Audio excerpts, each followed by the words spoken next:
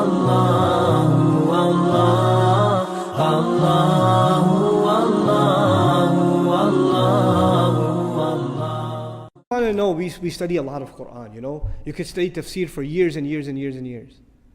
And somebody, my teacher asked me actually, one time I was studying with him, and I'd been not years, I was studying Quran with him for like 6 months, and he asked me, give me the summary of the Quran, one sentence. Actually, and I said, one sentence? He goes, okay, fine, two. So he wants a summary of the whole Quran in 2 sentences. And I'm thinking, I'm going, in my head, I'm doing a review of the stuff he talks about all the time. How am I going to summarize the entire Quran in 2 sentences?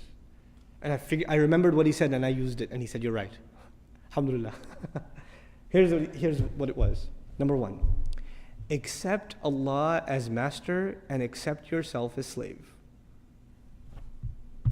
A lot of people accept Allah as master, but they still don't accept themselves as slave. Just accept it. Internalize that He is master, you are slave. Accept that. Number 1.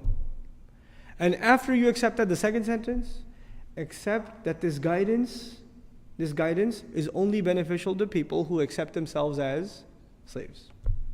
That's it. You say, Iyaka na'budu, you accept yourself as slave. Then what are you ready for? Ihdina sirat. Guidance. Slavery and guidance is the summary of the entire Quran. The Quran began with slavery, Iyaka na'budu. It begins with slavery, and at the end, again, he calls himself master, which alludes to us as what? If he's the master of the people are his slaves. Ends with slavery. So this is the heart of the matter. The heart of the matter is people refuse to accept Allah as slave. And by the way, this discussion will go a little further, inshallah ta'ala, today, but one of the side notes of it, a lot of people have no hard time accepting Allah as the creator. That's okay. That's not the hard part. Or accepting Allah as merciful, or as wise, or as powerful, or as one. All of that stuff's easy. Because you know, if you accept Allah as one, there may not be any implications on you. Allah is one, that's nice. I'm still going to do what I'm going to do. Allah is really merciful. Great. I still have my life. But if you say Allah is master, then what does that make me? That makes me slave. And to put it in very simple terms, the difference between a free person and a slave person is very simple. It's not a complicated subject. The difference between a free person and a slave person is a free person does whatever he or she wants. What does a slave do?